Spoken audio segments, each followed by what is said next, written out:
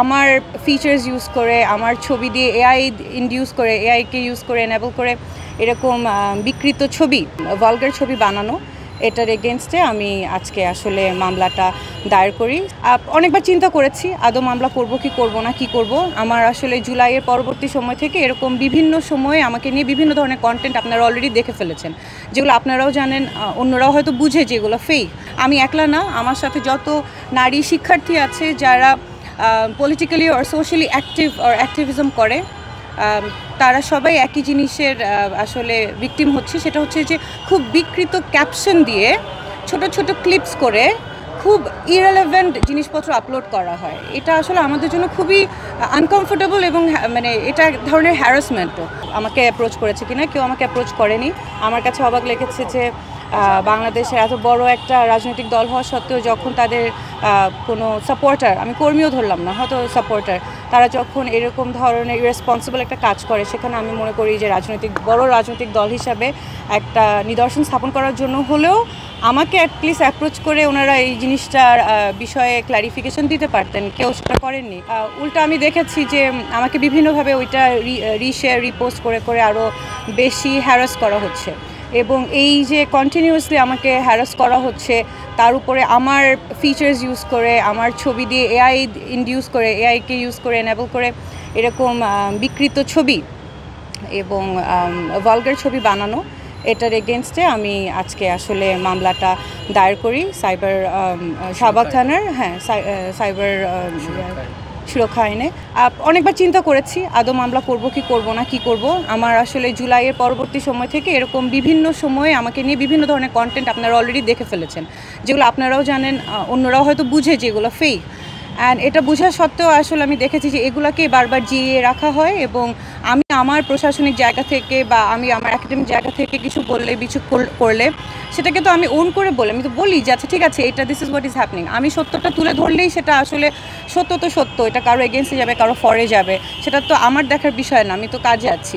তো এটাকে ইউজ করে, যেখানে আমার কোনো রাজনৈতিক সংশ্লিষ্টতা নেই, আমি কোনো রাজনৈতিক দলের সাথেও না, আমি একটা সাধারণ শিক্ষক, সেখানে আমাকে সেই 1 বছর ধরে এগুলো কন্টিনিউয়াসলি চলেই যাচ্ছে, এটার কোনো আসলে প্রতিকারও আমি পাচ্ছি না, কোনো শেষও হচ্ছে না।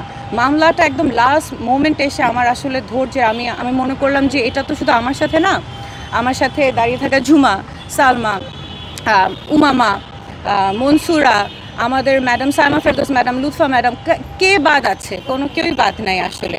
সেক্ষেত্রে হেমা, মানে আমরা দেখলাম যে যখনই মেয়েরা তাদের জায়গা থেকে তাদের কাজে এগিয়ে যেতে চায় বা সত্যের পথে এগিয়ে যেতে, তখনই আসলে তাদেরকে নিচে নামানোর জন্য এভাবে সেক্সুয়াল হ্যারাসমেন্ট, অনলাইন বুলিং, এগুলো চলতেই আছে। তো আমি মামলাটা করেছি, ইটস এ মেসেজ।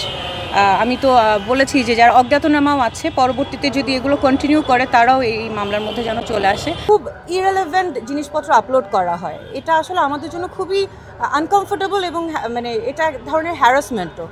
হয়তো এটা ক্লিক বেটগুলোতে অনেক ভিউজ আসে, অনেক এঙ্গেজমেন্ট হয়, কিন্তু আপনাদের ভাবতে হবে যে আপনাদের জার্নালিজমের জায়গা থেকে একটা রেসপন্সিবল জায়গা আপনারা আছেন। হ্যাঁ, আপনারা হয়তো এটা ক্লিকবেট হলে আপনাদের জন্য সুবিধা, কিন্তু দিন শেষে এটা করে কিন্তু আপনি আরেকজন মানুষকে অনেক আনকমফোর্টেবল ফিল করাচ্ছেন, এবং একটা কি বলবো, রেসপন্সিবল জায়গা থেকে এটা আসলে আপনার মানে জার্নালিস্ট ভাই এবং বোনদের থেকে এক্সপেক্টেড না। এটা দ্বারা আমরা সবাই খুবই দিন দিন আসলে আরও বেড়েই চলছে এমন ক্যাপশন, যে ক্যাপশনের আসলে কোনো মিনিং নাই, এমন ক্লিপস যেটা কোনো কন্টেন্ট নাই, হেঁটে যাচ্ছি, কথা বলছি, হাসছি, এগুলো তো কোনো ক্যাপশন হতে পারে না, বা এগুলো তো কোনো নিউজ কন্টেন্ট হতে পারে না। তো আপনারা যারা, আমি বলবো যে যারা জার্নালিজম কমিউনিটিতে আছেন, যারা রেসপন্সিবল, তারা প্লিজ এই জিনিসটা একটু চেক অ্যান্ড ব্যালেন্সের মধ্যে আনেন, কারণ আপনাদের উপরে আমাদের অনেক ভরসা। আপনারা সত্যটা সবার সামনে আনবেন। সেখানে যদি এরকম কন্টেন্টগুলো আসে যেগুলোর আসলে মেটেরিয়াল নাই, ক্রেডিবিলিটি নাই, it doesn't give a good message, উল্টা হ্যারাসমেন্ট হয়ে যায়, তাহলে তো আসলে দুঃখজনক।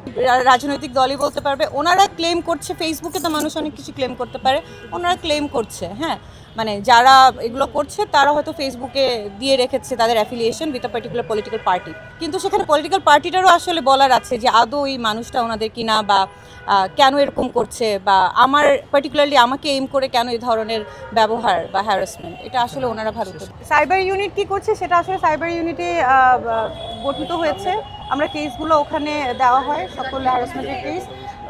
আর এটার বিস্তারিত বলতে পারবে হচ্ছে যে ফ্যাকাল্টিজ এটার সাথে অ্যাসোসিয়েটেড, যেহেতু আমাদের সাথে নাম আছে।